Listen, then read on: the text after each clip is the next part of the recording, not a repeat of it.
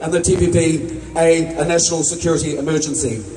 The origins of the TPPA, it may surprise you, do not originate from national or evil Prince John, but they were brought in by Labour in 2004. That's when we first heard the word TPPA. In fact, you'll find that TPPA and many of the challenges facing our national sovereignty today, which I'm going to speak to you about, owe their origins to not party loyalties, but rather neoliberal ideology, which has infiltrated our political landscape under the banner of globalism.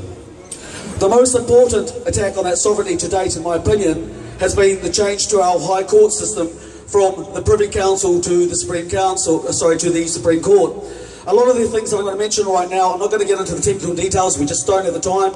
If you want to, I've got some newspapers, grab one off me later on, or just go to Uncle Google and Google the words due authority, or as I said, neoliberalism and the TPPA, a national security emergency. You'll find me there. Now, aside from the change to our court system, even with the issue of impartiality, other dangers that hold us to our protection, if we change our courts, we basically mean that things like the Treaty of Waitangi or the 1990 Bill of Rights become subject to, basically, they don't give us the same protection. The other thing is that they're talking about doing, which will make this possible, is a change to our constitution, or the introduction of a constitution. Like the TPPA, we don't know much about this, and I'm not really that surprised, because one of the people that actually sits on this at $650 a day is Peter Chin, and we all remember Peter Chin and what he did here.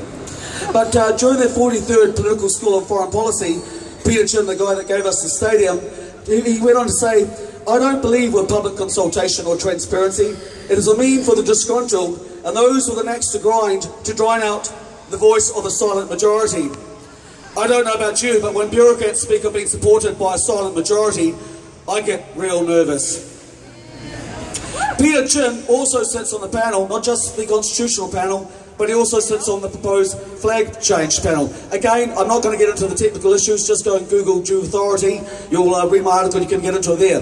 What is important to understand is all these changes collectively, the flag change, the court change, the proposed constitution, the proposed national anthem, all of these things are a way of basically making the government be able to change the nature of our government so we don't have the protections that we have, so that they can introduce the TPPA, a legal dictatorship.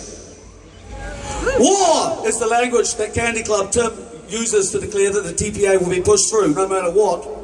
And make my note words, this is a war. For if the TPPA is introduced, we can expect to see more Pike Rivers, more arenas, more CTV collapses, as the neoliberal philosophy of profits before people kills us surely as any bullet. Thank you very much. Yeah!